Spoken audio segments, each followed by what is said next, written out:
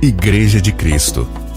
Queria que você abrisse aí sua Bíblia no Evangelho de João, capítulo 1, a partir do verso 45, que conta exatamente a história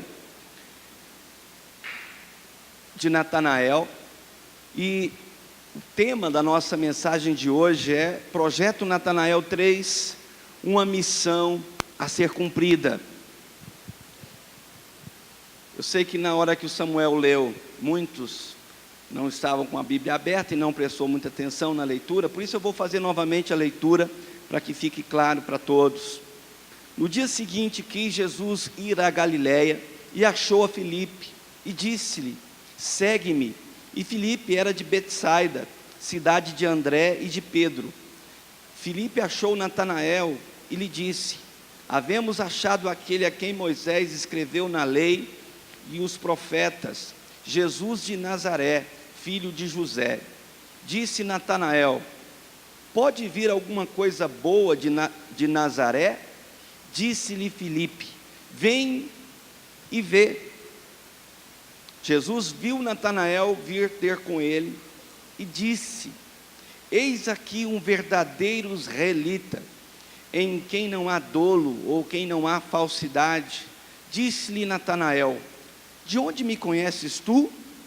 Jesus respondeu e disse: antes que Filipe te chamasse, te vi eu, estando tu debaixo da figueira. Natanael respondeu e disse-lhe: Rabi, tu és o Filho de Deus, tu és o Rei de Israel. Jesus respondeu e disse-lhe: porque te disse, vi debaixo da figueira, crês, coisas maiores que essas verás. Curve a sua cabeça e vamos orar uma vez mais ao Senhor. Meu Deus, eu quero clamar ao Senhor nessa noite, pedir ao Teu Santo Espírito que esteja falando aos nossos corações, que a Tua palavra seja liberada e que o Teu Santo Espírito tenha liberdade, que não haja impedimento, seja humano, seja espiritual, que possa nos impedir de compreender a Tua palavra. Pai amado, que nessa noite o Senhor fale conosco, e cada um de nós que aqui estamos, saiamos daqui com a convicção que ouvimos a Tua voz, que ouvimos o Senhor falar conosco. Assim nós oramos a Ti, no nome de Jesus Cristo. Meus irmãos, nesses dias que nós temos falado desse projeto, falado dentro principalmente das células, da importância da evangelização. Quando pensamos na evangelização, quando nós pensamos nessa palavra evangelho, que quer dizer boas novas, quer anunciar as boas novas da palavra do Senhor, as boas novas de salvação. Quando nós pensamos na missão da igreja, quando você vai para o Evangelho de Mateus, capítulo 28, a partir do verso 16, existe ali como tema a grande comissão, ou seja, a missão da igreja, que foi deixada por Jesus um pouco antes dele ser arrebatado. Um pouco antes de Jesus ser arrebatado, ele deixou essa missão, e dentro dessa missão está: ide por todo o mundo, pregai o evangelho a toda criatura, e de fazer discípulos de todas as nações. Amém, queridos? Fazer discípulos é a função da igreja. Fazer discípulo de Jesus Cristo, pregar a palavra, anunciar o evangelho. Mas quando nós começamos a pensar e falando da necessidade de pensarmos nesse projeto tão tremendo, a gente começa a pensar: não, mas eu recebi um chamado, eu preciso pregar a palavra do Senhor, mas para onde eu vou? Eu não sei se você sabia, mas para quem não sabe, essa igreja é uma igreja missionária, e há muitos anos, o primeiro missionário da Igreja de Cristo do Brasil a ser enviado para fora do Brasil, do país, foi dessa igreja, pastor Roberto Fife, que hoje está trabalhando em Portugal. Foi o primeiro missionário das igrejas de Cristo a ser enviado para fora do país. E hoje, eu estava comentando com os irmãos, em agosto ele está vindo de Portugal para cá, e está trazendo 2 pastores lá de Portugal, pastor Roberto, para aprender conosco aquilo que nós estamos fazendo na igreja, porque aquilo que nós estamos desenvolvendo aqui na igreja é o que ele quer fazer lá em Portugal hoje. Ele tem recebido a notícia, a notícia tem chegado até ele tem nos visitado, e ele quer exatamente fazer aquilo que nós estamos fazendo. Então ele está vindo em agosto, vai participar conosco do nosso treinamento de liderança, e nós também temos outros missionários. Pastor Valdeci estava comentando de manhã para mim, um pastor por excelência, um homem de Deus, um homem que, se você conversa com ele, pouco tempo você fica apaixonado, você fala, como, que amor esse homem tem no coração. Um homem de Deus, querido, um homem maravilhoso, que quando ele casou com uma mexicana, morava aqui perto da igreja, que a casa dele se tornou depois uma casa pastoral, e no ano que ele casou, logo depois do casamento, estava aqui o menino dele recém-nascido, o Christian. Um pastor morreu lá na Espanha, e vieram chamar, e falaram, você precisa ir para a Espanha, para ajudar lá na Espanha. Então ele deixou, estava brincando de manhã, naquele mesmo ano, a Avanilde, que é também dessa igreja, que está trabalhando como missionária na África, lá em Guiné-Bissau, ela estava casando naquela época, e o Valdeci deixou a casa dele para a Avanilde. Tinha algumas prestações ainda de alguns móveis que ele estava pagando, ele terminou de pagar para não deixar nenhuma dívida para a Vanilde, e deu a casa para ela, com os móveis, pode morar aqui, eu estou indo para a Espanha. E foi, e hoje ele trabalha nos Estados Unidos, está trabalhando com os povos hispânicos também, está com um novo projeto. Nós temos pastor Kleber Juracema, tive a oportunidade de estar com ele, querido, lá em Moçambique, conhecer o trabalho, viajamos muito. Meus irmãos, só alguém com amor muito grande no coração abandona, deixa a família, deixa o seu país para morar no lugar daquele. Só alguém que tem um amor muito grande por vidas, pelo Evangelho, vai viver naquele lugar. Eu estive lá, meus irmãos, e é só misericórdia, mas o amor de Deus falou mais alto no coração daquele casal, e esse ano faz 20 anos que eles estão lá em Moçambique. Estive lá também com a Nara e o Elias, que são também dessa igreja, estão trabalhando lá entre os índios Yanomamis, lá em Roraima, junto com Josimar, Maria Helena. Pastor Júlio esteve lá esses dias agora, não é esse ano. Lugar difícil de trabalhar, querido. Trabalhar com índio é difícil, mas por amor à causa de Deus, eles estão lá, pregando a palavra, anunciando o Evangelho. E aí eu digo assim, não, mas eu não tenho chamado para mexer com índio, para ir para a África. Aí eu digo para você, todos nós que já recebemos o Evangelho, nós somos missionários. Amém? Eu vi só uns 3 amém. Todos nós que já recebemos o Evangelho, somos missionários. Amém, queridos? Tem um grande homem de Deus que diz assim, todo coração com Cristo, um missionário, e todo coração sem Cristo, um campo missionário. Como os meninos representaram aqui, aonde tiver uma pessoa que não conhece a Cristo, ali está o nosso alvo, ali está o nosso objetivo, de levar a palavra, de pregar o Evangelho. Quando nós pensamos, aonde estão? São nossos vizinhos, nossos parentes, mais próximos, colegas de trabalho, colegas de faculdade, de escola. Aonde tiver uma pessoa, meu irmão, minha irmã, que não conhece a Cristo ainda, é o nosso alvo e deve ser o nosso alvo. Qual que é o nosso papel? Convidar, fazer o convite.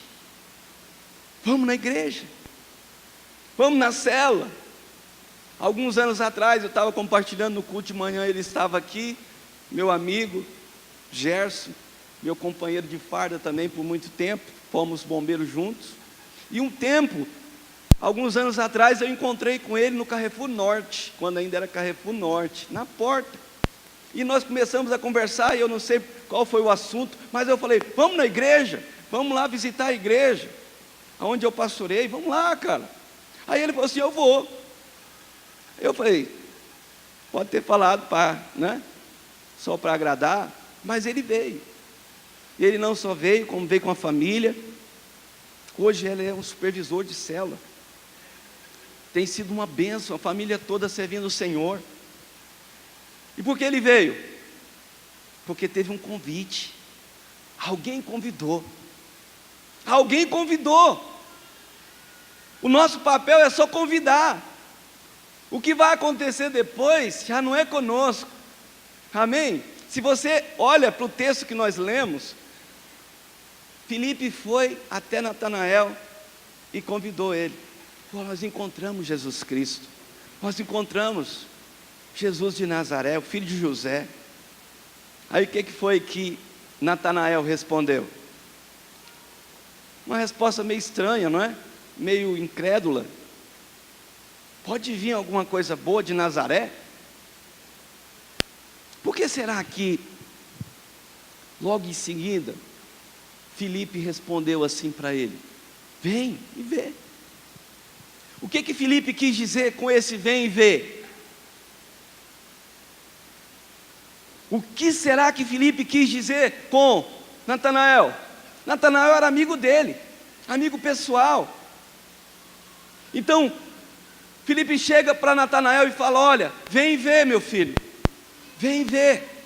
Como os meninos apresentaram e mostraram aquele cartãozinho, que a gente anota o nome das pessoas, a gente vai estar orando, jejuando, mas tem algumas pessoas que podem pensar, não, eu já coloquei o nome, eu já estou orando por essas pessoas, não é? Já está bom. Querido, não é assim. Quando você fizer o convite, quando você for anunciar o Evangelho, você pode ouvir essa resposta. A resposta pode ser, vale a pena servir a Deus? Vale a pena ir para essa célula? Vale a pena ir para essa igreja? Será que compensa? Como é que está a sua vida? Como é que está seu casamento? A sua vida melhorou? A sua vida está melhor?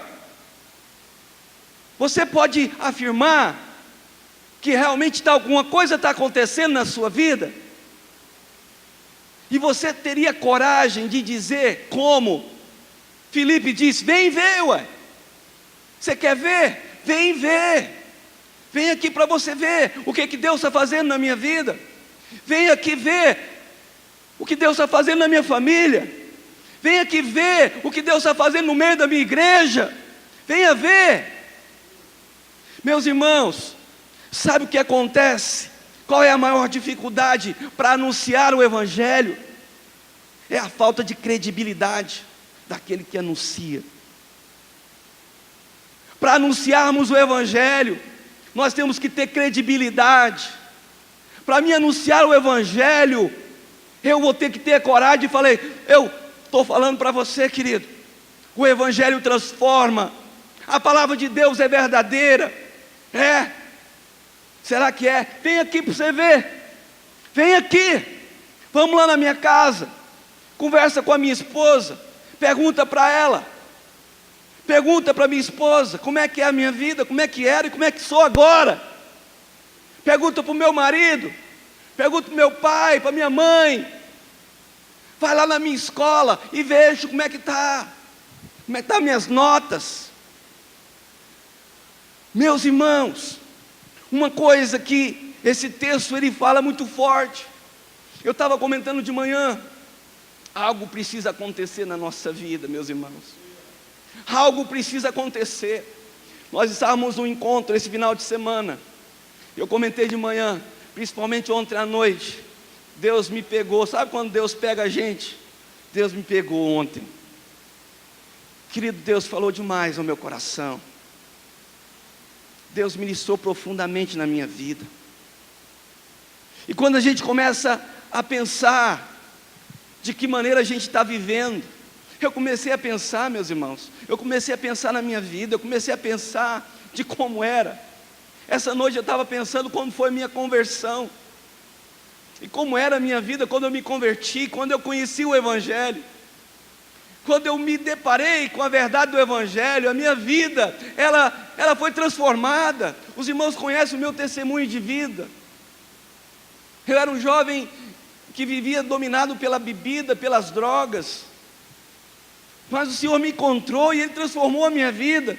E a partir daquele momento, meus irmãos, com tamanha gratidão que havia no meu coração, eu não conseguia fazer outra coisa a não ser desejar pregar o Evangelho. Meus irmãos, todos os domingos, eu não sabia quase nada da Bíblia. Eu comprei umas 3 Bíblias católicas. Eu chegava aqui, uma vez eu acho que foi até o Paulo, que falou assim: ô João Márcio, né? Eu mostrei, eu tinha uma Bíblia marronzinha, bonitinha, que tinha índice. Eu achei que eu estava abafando com a Bíblia. Aí, acho que foi o Paulo mesmo, chegou em mim e falou assim: não, eu falei, está vendo a Bíblia nova? Tal, mas ela é católica. Aí eu falei, mas qual a diferença? Não sei como é que é esse negócio de Bíblia católica, não sabia. Eu estava comprando sempre lá na Edições Paulinas, né? Ele falou, não, você tem que comprar. Aí me mostrou um lugar, e eu comprei uma Bíblia de crente. Mas eu pegava essa Bíblia, querido, todo domingo, eu saía à tarde, eu vinha para a escola dominical, aqui na igreja, e eu voltava para casa, pegava minha Bíblia, saía depois do almoço, ia, uma vilinha que tinha aqui, uma vilinha, a Vila Maria, uma invasão chamada Vila Maria, aqui perto de onde passava o trilho de ferro. Todo domingo eu estava lá. Não conhecia quase nada da Bíblia. Pegava um texto lá, lia, e a pessoa falava, olha, e eu me lembro de algumas situações que eu passei. Tinha uma senhora lá, que eu sempre conversava com ela só tinha um braço. Ela ficava numa cadeira de roda, ela não tinha pernas, e ela não tinha um braço, ela só tinha um braço. E com esse braço que ela tinha, ela segurava uma garrafa de pinga. E revoltada, e toda vez que eu chegava lá, eu falava de Jesus para ela, e ela falava, Deus não existe, Deus não me ama. E eu falava, Deus te ama, Deus existe, não me ama, não existe, existe e te ama. Eu me lembro que um dia a gente estava lá, pregando a palavra, um dia estava junto, cadê o Toninho? Eu vi o Toninho entrando aqui hoje, o Toninho está ali em cima. E eu estava lá pregando a palavra, mas o Toninho, nós estávamos falando com a senhora, pareceu uma menininha, né, Toninho? Você podia orar para minha tia ali, e lá, invasão, um negócio complicado, uns corredorzinhos, né? Estreitinho, a gente vai andando nos barracão assim. Aí chegamos nesse barracão onde essa senhora morava, e ela estava deitada numa cama. E nós fomos orar, eu e o Toninho. A hora que nós começamos a orar, que essa mulher ficou endemoniada. Eu nunca tinha visto aquilo lá na minha vida. E ela ficou endemoniada, e nós começamos a orar. E eu fisicamente, Toninho também, né? Toninho fazia academia naquela época, né, Toninho? Eu estava bem, eu era bombeiro, eu estava forte, né? Fazia taekwondo, né? Sempre fui magrinho, mas eu tinha força. Só que essa senhora, ela ficou endemoniada, ela jogava a gente para cima, e eu segurava ela, tentava segurar, e ela chutava a gente para cima assim, que eu encostava minhas costas na telha. Aí teve uma hora assim que a minha costela estava doendo muito, assim, já tinha levado muita pancada. Eu afastei um pouquinho da cama assim, para puxar o fôlego. E eu olhando, ela estava com o olhão estatalado assim. Aí eu comecei a olhar para ela. Eu estava sentindo um cheiro de bebida. Aí eu pensei, ela está bêbada. Aí, quando eu falei assim, eu pensei, não falei nada. Ela estatalou mais o olho assim ainda. E falou para mim assim, você está pensando que é bebida? Aí me deu uma friagem de baixo para cima. Arrepiou todos os meus cabelos. E eu falei, sangue de Jesus tem poder. Que é isso aqui, meu Deus? Eu não sei. E o pastor falou que o diabo não sabe a cabeça da gente, o que a gente pensa. E como é que esse demônio sabe? E eu fiquei com muito medo, falar a verdade. Mas nós oramos, né? Nós continuamos orando lá. E a experiência foi tremenda. E essas coisas aconteciam. mas eu não conseguia ficar em casa, meus irmãos. Eu não conseguia. Vocês conseguem entender? Algo estava acontecendo dentro de mim, e eu não conseguia. Eu queria pregar a palavra, eu queria anunciar o Evangelho, porque a transformação do que Deus tinha feito na minha vida era algo muito grande. E aquilo que estava acontecendo na minha vida, eu queria que acontecesse na minha família, eu queria que acontecesse os meus amigos. Eu convidava todos os meus amigos, trouxe alguns para a igreja, depois não ficaram, mas eu evangelizei. Eu já contei para os irmãos, né, nós estava até conosco lá nesse evento, hoje ele é bispo da Luz para os Povos, o Henrique, hoje um homem de Deus. Carlinho conhece, né, Carlinho? O Henrique, irmão do Luizinho, do Serginho.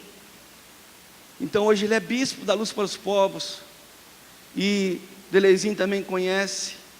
Então quando a gente pensa e fala, nossos amigos de infância, porque o Carlinho e o Delezinho também são meus amigos de infância, ali do Urias. Então a gente pregando a palavra, eles vieram, aceitaram a Cristo. Hoje o Henrique é bispo da Luz para os Povos, não porque eu evangelizei, porque Deus encontrou. Meus irmãos, quando a gente pensa de estender o convite, quantos Natanaéis estão espalhados por aí? Quando a gente começa a pensar nesse texto que nós lemos, existem algumas coisas que são muito engraçadas, para não dizer outra palavra, mas nós somos desafiados.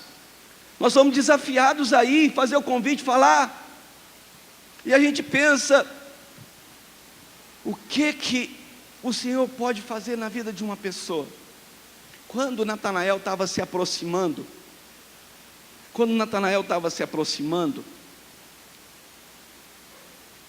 Jesus, o texto diz que Jesus viu Natanael, e quando ele chegou, falou assim, aqui tem um verdadeiro israelita. Aí Natanael começou a ficar meio assustado. Da onde o Senhor me conhece? Deixa eu falar uma coisa para você, querido. O Senhor nos conhece muito antes de alguém nos convidar. O Senhor conhece o Natanael muito antes de alguém te convidar para a igreja. O Senhor conhece o Natanael que você vai convidar muito mais que você imagina. O Senhor já conhece o Natanael antes dele ser convidado. Quando Jesus falou, olha, eu te vi debaixo da figueira. Eu não sei o que Natanael estava fazendo, mas eu imagino que Natanael estava orando, e ele tinha alguma necessidade, ele estava orando, ele estava buscando a Deus, porque quando Jesus falou, eu te vi quando você estava lá debaixo da figueira, ele falou, Rabi, tu és o mestre, tu és o filho de Deus. Como assim? Tem um outro texto que fala de alguém que começou a ouvir a história da mulher samaritana. Se você quiser ler depois, João capítulo 4, conta a história da mulher samaritana. Jesus estava perto daquele poço, e a mulher samaritana chegou lá para pegar água, e Jesus começou a falar com ela, e começou a contar a vida dela, e depois ela falou, não, eu vou contar isso. Ela saiu na cidade, e ela foi falar, eu conheci um homem que sabe tudo na minha vida. Eu conheci um profeta, ele sabe tudo. De novo, a expressão, na mesma coisa, a mulher samaritana, vocês precisam vir para vocês verem, não é? O texto diz que houve uma conversão em Samaria, a cidade se rendeu a Cristo, por causa de uma mulher que foi transformada, porque a vida dessa mulher era uma vida dúbia, uma vida complicada.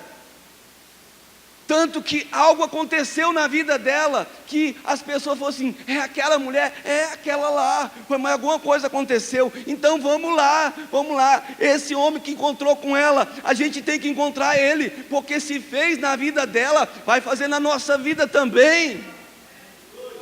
Meus irmãos, o pastor Júlio estava falando na hora da ceia, da importância de Cristo na nossa vida. Meus irmãos, nós temos levado uma vida muito religiosa. Sabe por que o Evangelho não tem tanta força?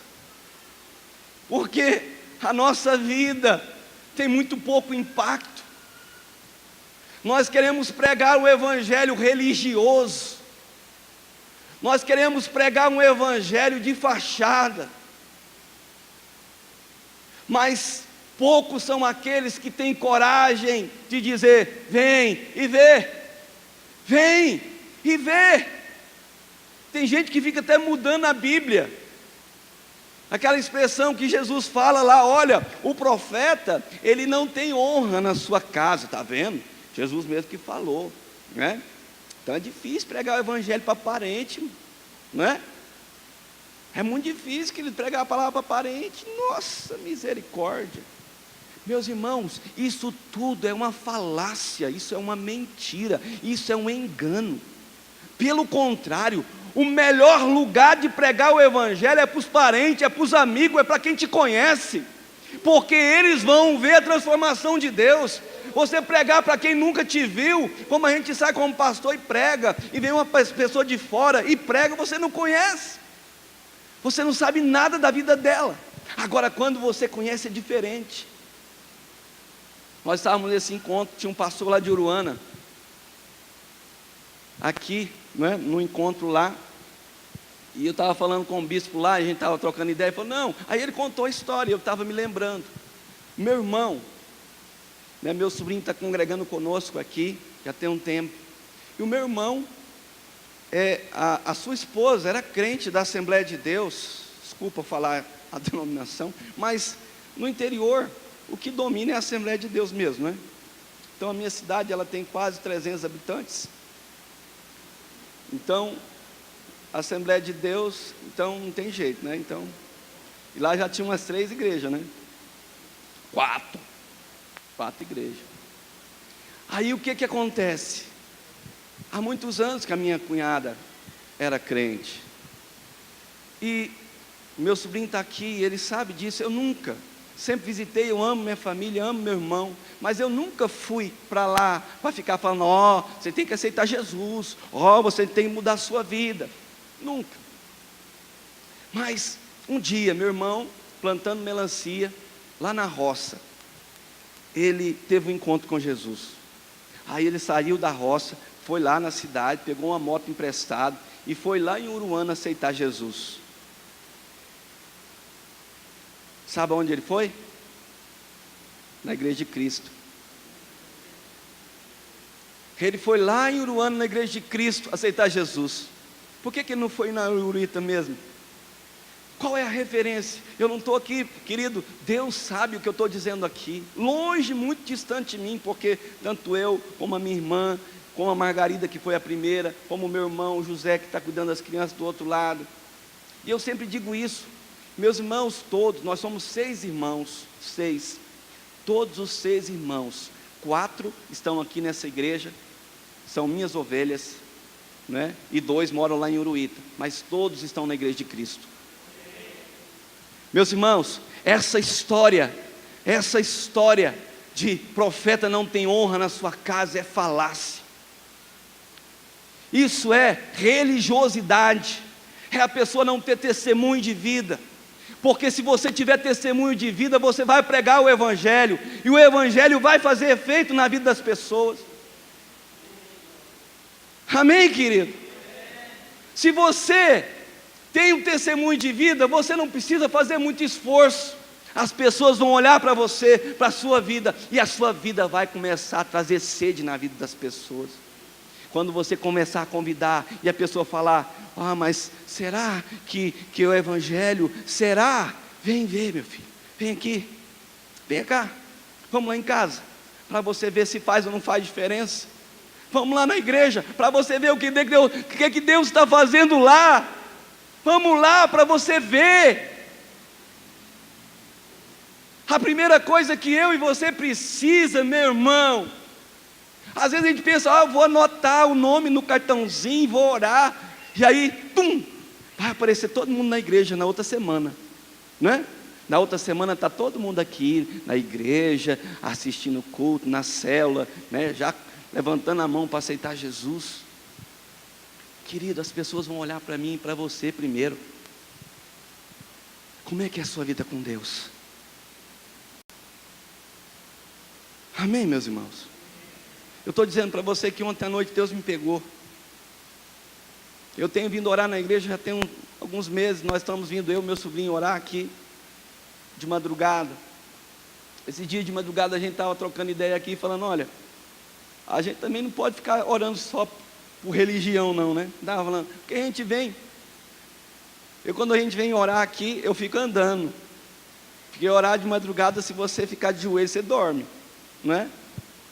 Aí você começa, a gente orando aqui, nos corredores e orando, só que é um negócio tão interessante, que quando você começa a orar, você está orando, oh Deus e tal, aí de repente você começa a pensar, pois é, hoje à tarde, vamos fazer não sei o que, estou orando, não é?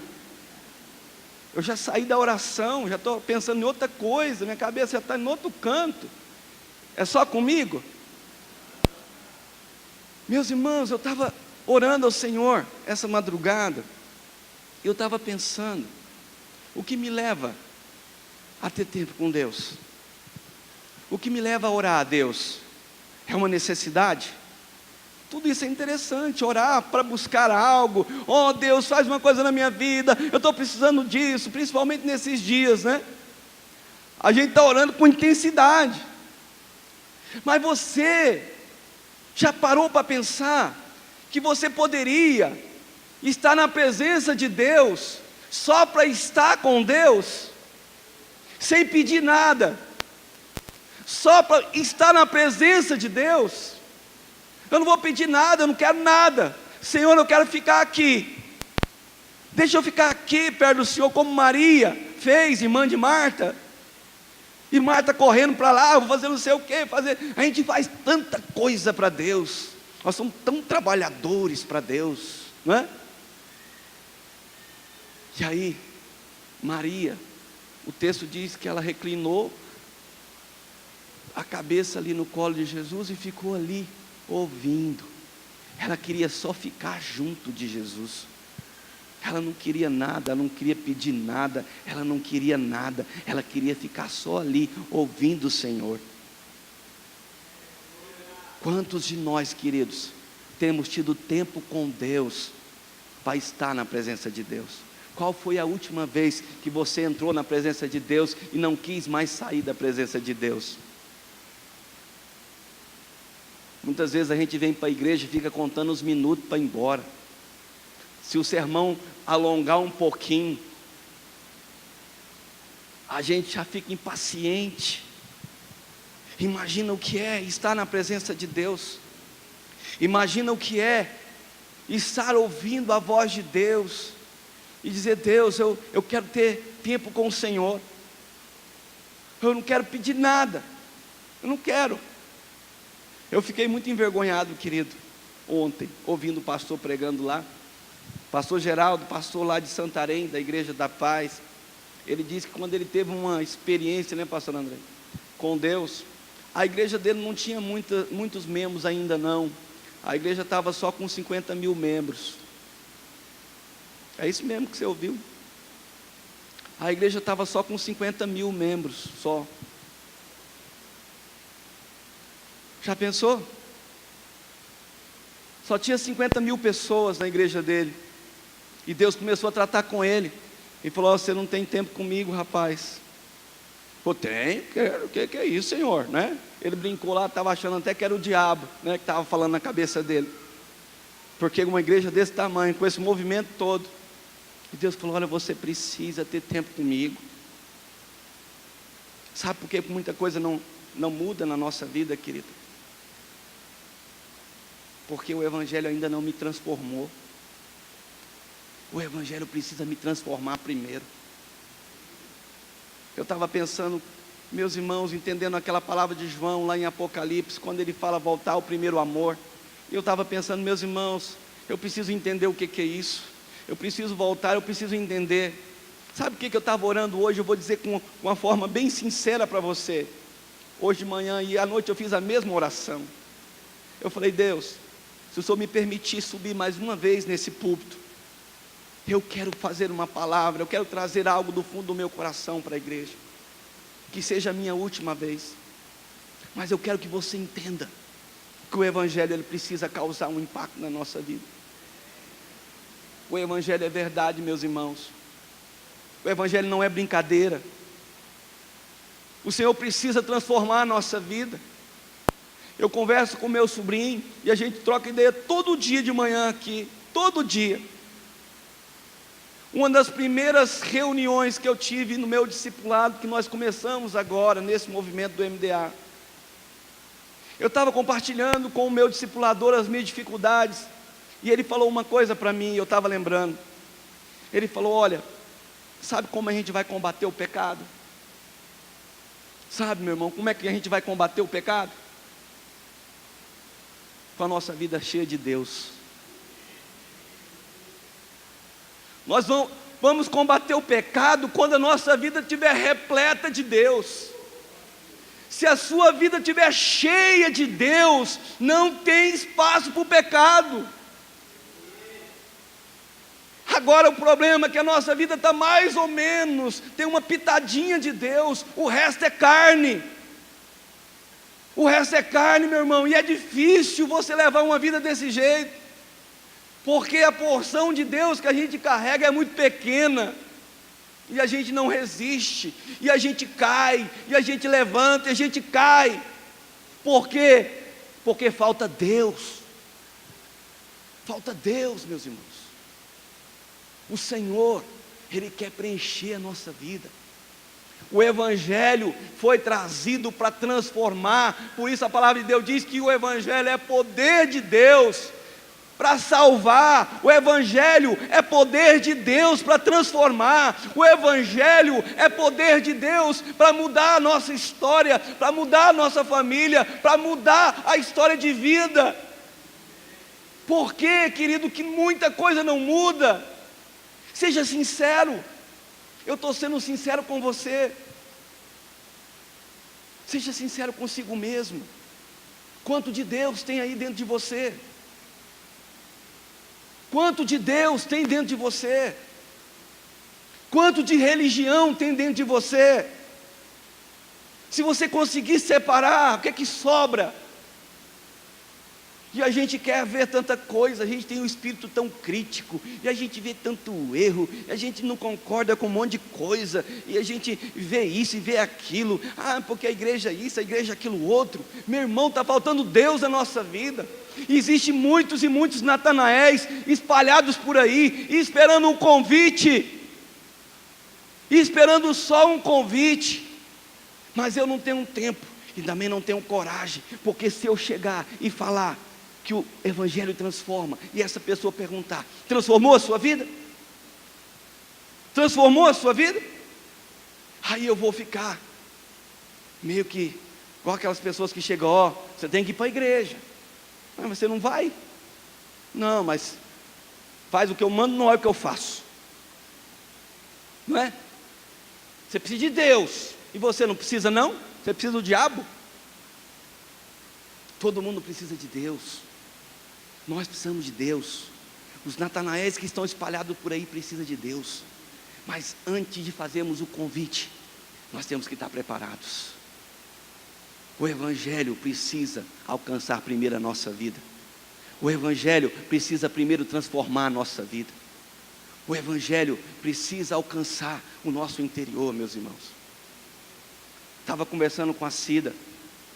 Ela estava falando: pastor, eu fiquei impactado desse encontro que nós participamos lá, com a simplicidade das palavras. Sabe por quê? Nós não ouvimos nenhuma palavra teológica, nós ouvimos testemunho de vida. O que nós estávamos ouvindo lá nesses dias era testemunho de vida. Eram pessoas falando e testemunhando, e falando de dificuldade, e colocando com a simplicidade, não é, Marisete? E colocando e falando: olha, é assim, é assado, a gente precisa mudar isso. Só que a nossa vida, ela não tem o mesmo impacto, porque nós estamos cheios de coisas que não é Deus. Nós precisamos nos encher de Deus, querido. Quero encerrar a minha palavra aqui com um último verbo que aparece nesse texto. E quando Jesus chega perto de Natanael,